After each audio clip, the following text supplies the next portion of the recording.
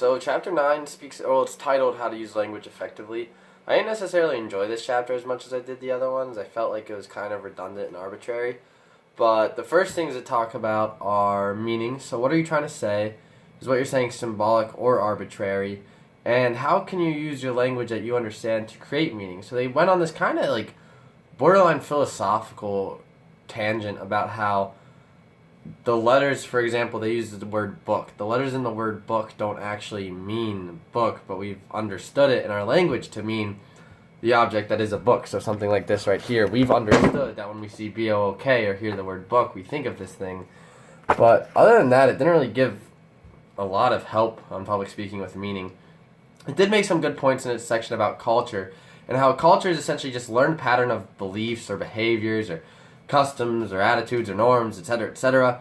But if you're giving a speech to different cultures, even if it's on the same topic, the way you deliver your speech may have to be entirely different, varying from group to group. So the dialect you use, the way you give the speech, even your standpoint on the topic might have to change. You don't necessarily have to change your standpoint, but you might have to change maybe the angle you go at it to get that point across. Because, for example, I'm going to use a topic that's really controversial right now. If you're talking about gun control, if you go to a group at Norwich, let's say, a bunch of military kids, or maybe a group of country kids who always have grown up shooting guns and stuff, you're going to go in talking about gun control with a very different angle than if you go down to, say, California and Silicon Valley, where everyone's very liberal, has grown up in a city their whole life.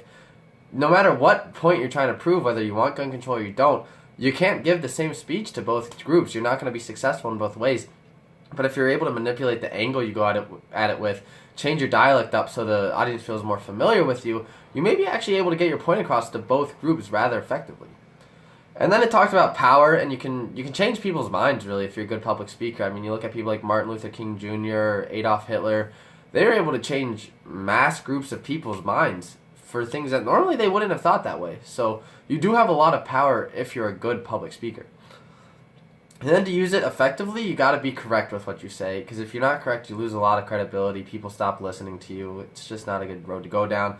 You have to be clear and specific, so the point you're trying to make has to be well set out, and the audience has to understand that's the point you're trying to make. I've gone to a couple speeches where you listen, or even teachers have been giving lectures. My astronomy teacher is a perfect example of this. He'll talk for 30 minutes, and everyone will just kind of be like, okay, so what was he saying? Like we don't know what he was trying to teach, and that happens a lot with speeches.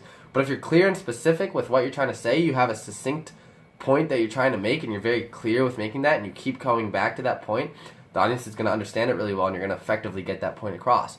And then be appropriate with what you say. So this goes back to different cultures. You don't want to bring up too sensitive of a subject or be deemed as a derelict when you're speeching. Wow, be appropriate. Don't use terms like speeching. Use different oral style and be distinctive. So it's just be distinctive is be kind of your own person, have your own thoughts, use oral style. So how are you giving the speech? This goes kind of back to what we talked about earlier in a week or two ago with your voice toolbox or whatever. So what kind of style are you using to get your point across? So those are how to do it effectively and be an effective speaker. Like I said, I wasn't really a fan of this chapter, but it did make some good points.